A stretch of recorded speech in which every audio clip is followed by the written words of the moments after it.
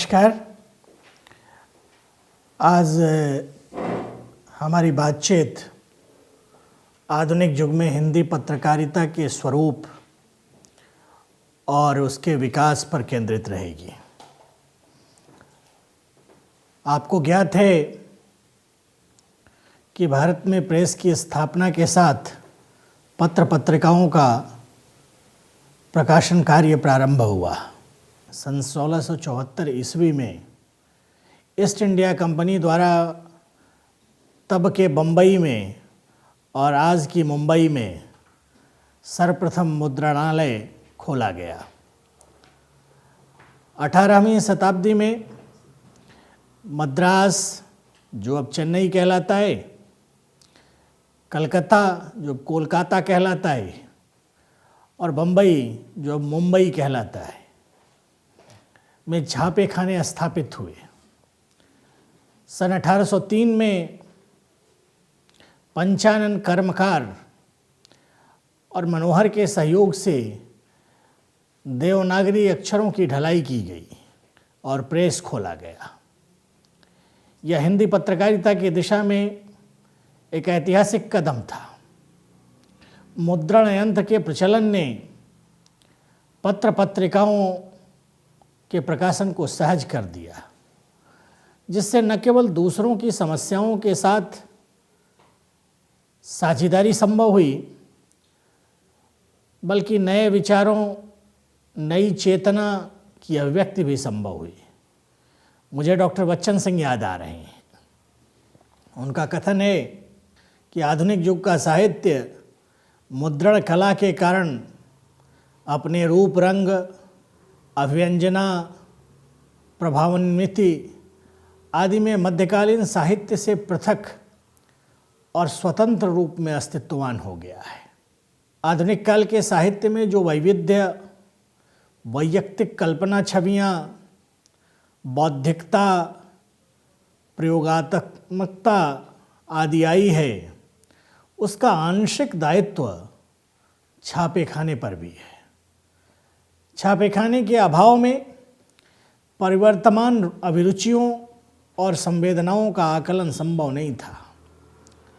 साहित्य और कला संबंधी वादों, आंदोलनों आदि को रूपायित करने में इसका महत्वपूर्ण योग है। भारत का सर्वप्रथम पत्र, अगर हिंदी पत्रकारिता और पत्रकारिता के इतिहास पर ध्यान दें तो 1780 ईस्वी में जेम्स ऑगस्टस हिकी के द्वारा प्रकाशित किया गया। यह द बंगाल गजट नाम से कलकत्ता से प्रकाशित हुआ। 30 मई सन 1826 ईस्वी में हिंदी का पहला पत्र पंडित युगल किशोर शुक्ल के संपादन में प्रकाशित हुआ। यह साप्ताहिक पत्र था। इसका नाम था उदंत मार्तंड। हिंदी भाषी प्रदेश से सर्वप्रथम बनारस अखबार 1844 ईस्वी में निकला। इसके संपादक थे तारा मोहन मित्र। सन 1846 ईस्वी में मौलवी नसीरुद्दीन के संपादकत्व में मार्तंड निकला। 1861 ईस्वी में राजा लक्ष्मण सिंह के संपादकत्व में प्रजा हितैषी निकली। 1867 ईस्वी में नवीन चंद्र राय के द्वारा ज्ञान प्रदायिनी पत्रिका का प्रकाशन हुआ। सन 1868 ईस्वी में भारतेंदु की कवि वचन सुधा आती है। फिर 1873 ईस्वी में हरिश्चंद्र मैगजीन आती है। 1874 ईस्वी में बाला बोधनी पत्रिका आती है। इन सभी का प्रकाशन भारतेंदु बाबू हरिश्चंद्र के द्वारा किया गया। इस तरह 19वीं सदी के उत्तरार्ध में बहुत बड़ी संख्याओं में पत्र पत्रिकाओं का प्रकाशन इस देश में होने लगा था। नए विचार, वैज्ञानिक दृष्टिकोण और राष्ट्रीयता के प्रसार में इनकी बहुत उल्लेखनीय भूमिका रही। प्रेस की स्वतंत्रता को लेकर इन पत्र पत्रिकाओं के प्रकाशन करने वालों और अंग्रेज साहब बहादुर के बीच वैचारिक और राजनीतिक टकराहट भी रही। राजा राम मोहन राय का ध्यान आ रहा है। राजा राम मोहन राय ने प्रेस की स्वतंत्रता को लेकर अदालत का दरवाज़ा खटखटाया। सन 1799 में लॉर्ड वेलेस्ली ने प्रेस की स्वतंत्रता ही समाप्त कर दी, जिसे सन 1818 में वारेन हेस्टिंग्स ने हटाया। सन 1823 ईस्वी में गवर्नर जनरल एडम के समय प्रेस संबंधी अधिकार पत्र लेने का अधिनियम बना, जिसे सन 1835 में मेटकाफ ने समाप्त किया। मैं जब यह आपसे संवाद के बिंदु रख रहा हूँ तो मेरा आशय भारतीय पुनर्जागरण में प्रेस के योगदान का मूल्यांकन करना रहा है। लोकतांत्रिक भावनाओं के पोषण, सामाजिक रूढ़ियों पर प्रहार, समसामयिक समस्याओं का चित्रण, राष्ट्रीय चेतना के निर्माण में प्रेस और समाचार पत्रों का महत्वपूर्ण योगदान रहा। मुद्रणालय के आविष्कार से साहित्य में वैयक्तिकता का समावेश भी हुआ,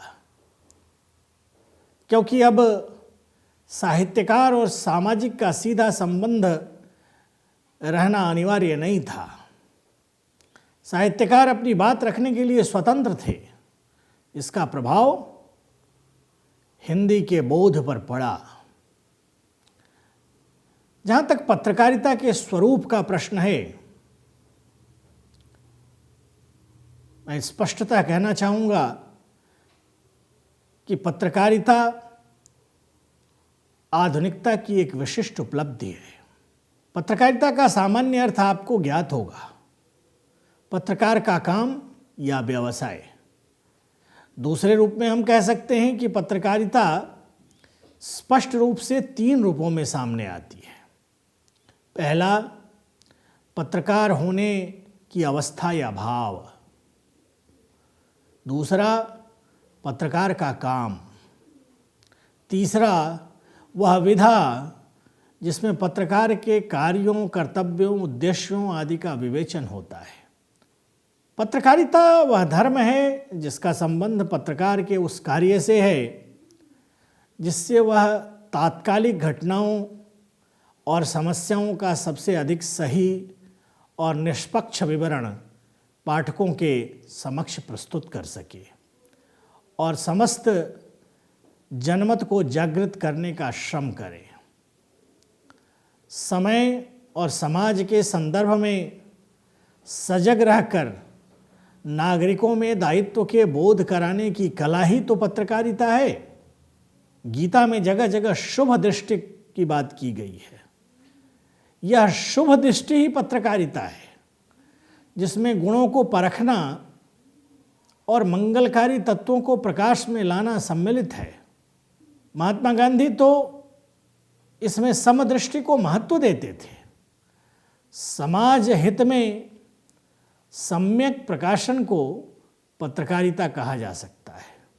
असत्य, अशिव और असुंदर पर सत्यम, शिवम, सुंदरम की शंख ध्वनि ही पत्रकारिता है। हिंदी साहित्य के इतिहास का एक बड़ा ही रोचक पहलू है और वह यह कि हिंदी साहित्य के इतिहास में जब आधुनिक काल की शुरुआत होती है तो पत्रकारिता और साहित्य एक दूसरे से जुड़े हुए आते हैं। भारतेंदु मंडल के लगभग सभी बड़े साहित्यकार प्रथमतः पत्रकार थे। अतः पत्रिकाओं के माध्यम से साहित्यिक क्षेत्र में आधुनिक और वैज्ञानिक दृष्टि का प्रवेश संभव हुआ। गद्य साहित्य की अनेक विधाएं इसी के कारण पल्लवित हुई। पत्रकारिता और साहित्य में इतना संबंध होते हुए भी साहित्य पत्रकारिता नहीं है या पत्रकारिता साहित्य नहीं है। इनमें प्रमुख अंतर है और वह अंतर शैली का है। पत्रकार समास शैली का प्रयोग करता है, जबकि एक साहित्यकार व्यास शैली का प्रयोग करता है। साहित्यकार के लिए अलंकृत शैली कई बार उसका स्वभाव बन जाती है, जबकि पत्रकार अलंकृत शैली से काफ़ी दूर रहता है। इसके अतिरिक्त साहित्य में चरम अवस्था अंत में होती है, पर पत्रकारिता में प्रारंभ में ही संभव हो जाती है, क्योंकि आज का मानव इतना व्यस्त है कि उसे पूरी खबर पढ़ने का समय ही नहीं है। वह प्रमुख लाइन पढ़कर ही सारा सार समझ लेता है। पत्रकारिता वास्तव में समाज की समस्त गतिविधियों का दर्पण होती है। वह समाज के बाह्य क्रियाकलापों से लेकर उसके सूक्ष्म आंतरिक गतिविधियों को साक्षात रूप में हमारे सामने रखती है। उसमें परिवेश की अंतः प्रवेशिका शक्ति होती है। साथ ही पत्रकारिता केवल समाज की निषेधात्मक वृत्तियों को ही प्रकाशित नहीं करती, बल्कि उसका उद्देश्य प्रत्येक विषय का नीर छीर विवेचन करना होता है। आदर्श पत्रकारिता समाज को विभिन्न कालखंडों में सम्यक रूप से प्रकाशित करती है। पत्रकारिता सामाजिक मूल्यों की प्रतिष्ठा करने के साथ व्यक्ति का परिवेश से साक्षात्कार कराती है। पत्रकारिता का क्षेत्र न केवल विविधात्मक है, अपितु व्यापक भी है। जीवन का कोई भी विषय, कोई भी पक्ष ऐसा नहीं है जो पत्रकारिता से अछूता हो। आज हर विषय से संबंधित पत्रकारें आपको मिल जाएंगी। हर समूह के व्यक्ति अपने विषय के संबंध में नवीनतम जानकारी और ज्ञान के लिए पत्रकारिता को ही माध्यम बनाते हैं। अतएव पत्रकारिता को सामाजिक संप्रेषण का एक सर्वश्रेष्ठ माध्यम मानना उचित लगता है। पत्रकारिता और पत्रकार के महत्व को निरूपित करते हुए प्रभाष जोशी का एक वक्तव्य याद आ रहा है। आपको पता है, प्रभाष जी जनसत्ता के संपादक हुआ करते थे। उन्होंने लिखा, न्यायपालिका, कार्यपालिका, विधायिका और प्रेस में यदि मैं चौथा खंभा हूँ तो पत्रकार होने के नाते मेरा अधिकार और कर्तव्य है कि मैं इन तीनों खंभों को जज करूं। हिंदी पत्रकारिता के उद्भव और विकास पर टिप्पणी करते हुए मैं पुनः इस तथ्य को दोहराना चाहूँगा कि हिंदी पत्रकारिता के आरंभ का श्रेय उदंत मार्तंड को है। यह साप्ताहिक पत्र 30 मई 1826 को जुगल किशोर जी शुक्ल के द्वारा कलकत्ता के कालू टोला मोहल्ला से निकाला गया था। उदंत मार्तंड के बाद कलकत्ता से ही हिंदी का दूसरा उल्लेखनीय पत्र निकला और यह फारसी में भी निकला, अंग्रेजी में भी निकला और बांग्ला में भी निकला। इसे राजा राम मोहन राय ने संपादित किया, जो हिंदू हेराल्ड नाम था। बाद में यह बंगदूत नाम से भी जाना जाता है। यह पत्र 10 मई 1829 को प्रकाशित होना शुरू हुआ। यह पत्र साप्ताहिक था। इसके संपादक नील रतन हलदर थे। अपनी भाषा और शैली में फारसीपन का अतिरिक्त प्रभाव लिए बनारस अखबार को हम सभी जानते हैं। यह राजा शिवप्रसाद सिंह सितारे हिंद ने जनवरी 1845 ईस्वी में प्रकाशित करना शुरू किया। 1850 में श्री तारामोहन मैत्रेय नाम के एक बंगाली विद्वान ने बनारस से ही सुधाकर पत्र निकाला। यह पत्र साप्ताहिक था। बांग्ला और हिंदी दोनों भाषाओं में प्रकाशित होता था। मात्रा की दृष्टि से सुधाकर को ही हिंदी प्रदेश का पहला पत्र कहना चाहिए। 1853 में यह पत्र केवल हिंदी में प्रकाशित होने लगा। तदुपरांत बुद्धि प्रकाश, मजहरुल सरूर जैसे पत्र प्रकाशित हुए। हिंदी का प्रथम दैनिक समाचार पत्र समाचार सुधा वर्षण नाम से प्रकाशित हुआ। जून 1854 में कलकत्ता से ही प्रकाशित हुआ यह पत्र। इस पत्र का संपादन श्याम सुंदर सेन किया करते थे, जो मूलतः बंगाली थे। इनमें संपादकीय टिप्पणियाँ, लेख और महत्वपूर्ण समाचार हिंदी में लिखे जाते थे और सबसे पहले लिखे जाते थे।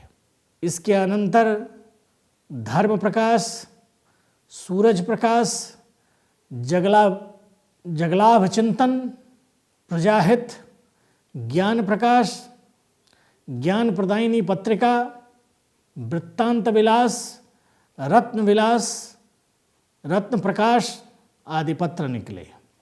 हिंदी पत्रकारिता का प्रारंभिक युग 1867 से लेकर 1900 के बीच हिंदी गद्य निर्माण का युग भी माना जाता है।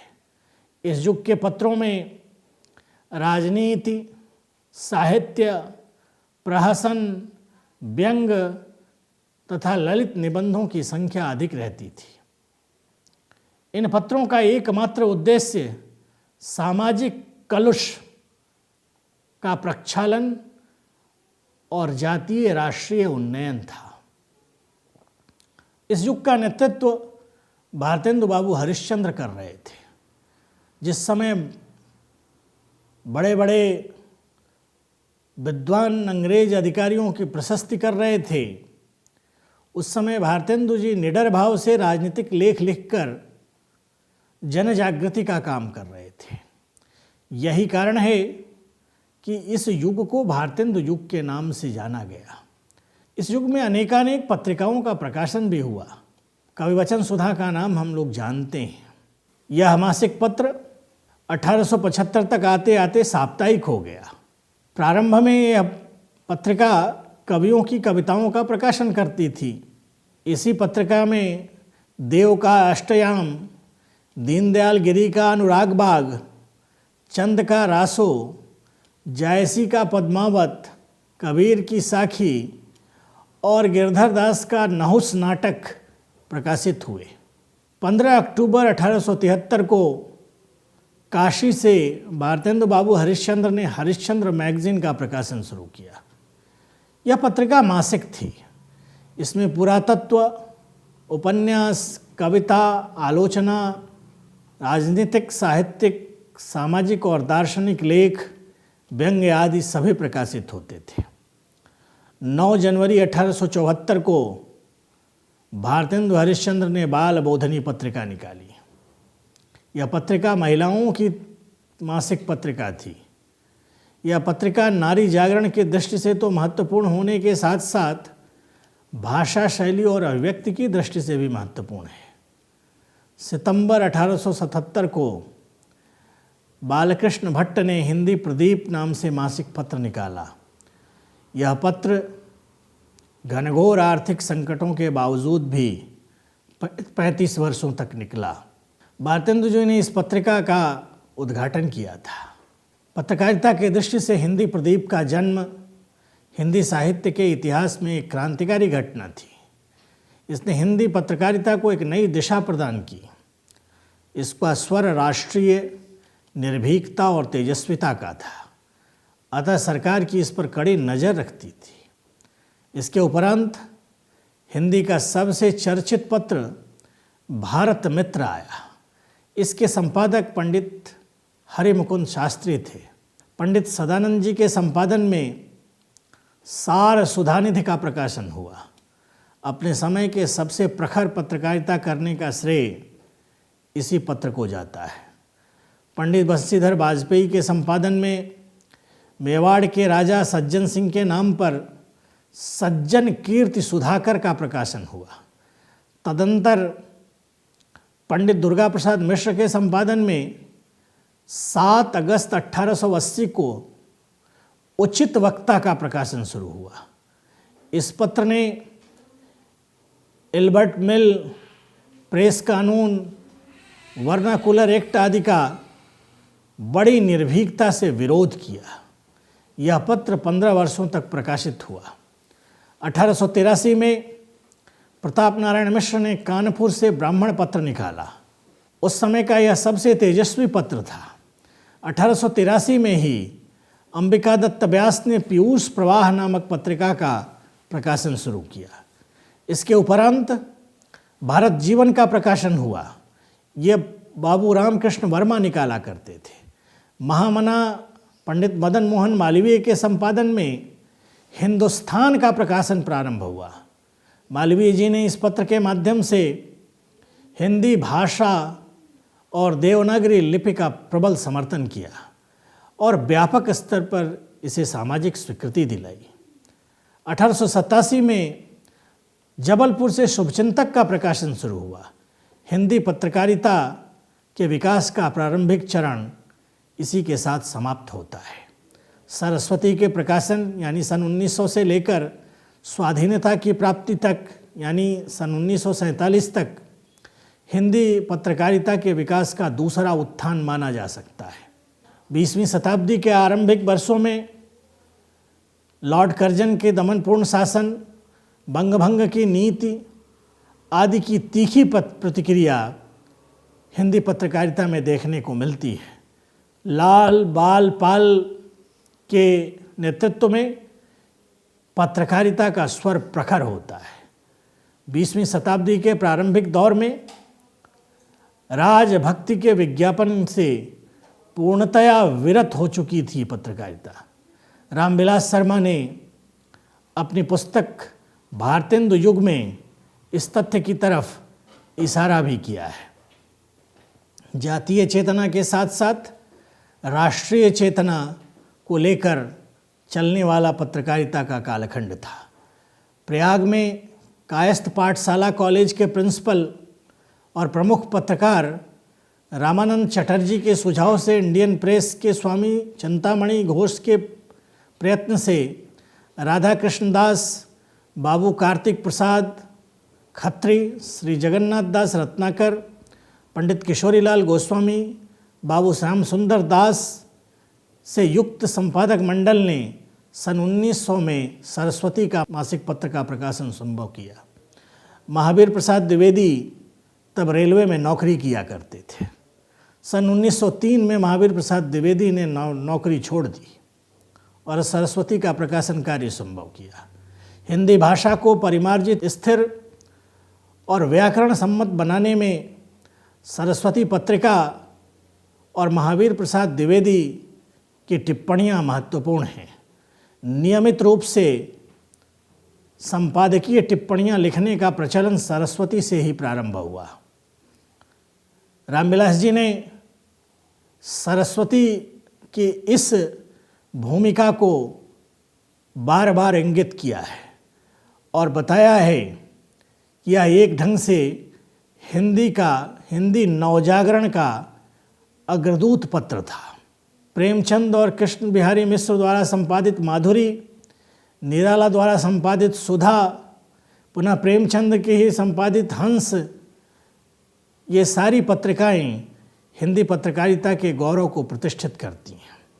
माधव प्रसाद मिश्र ने काशी से सुदर्शन निकाला। बिलासपुर से माधव प्रसाद सप्रे और रामराव चिंचोलकर के संयुक्त संपादकत्व में छत्तीसगढ़ मित्र निकला। छत्तीसगढ़ मित्र का आदर्श वाक्य आपको पता होगा। वह भारतेंदु का दोहा था, निज भाषा उन्नति है सबे उन्नति को मूल, बिन निज भाषा ज्ञान के मिटत न हिय को शूल।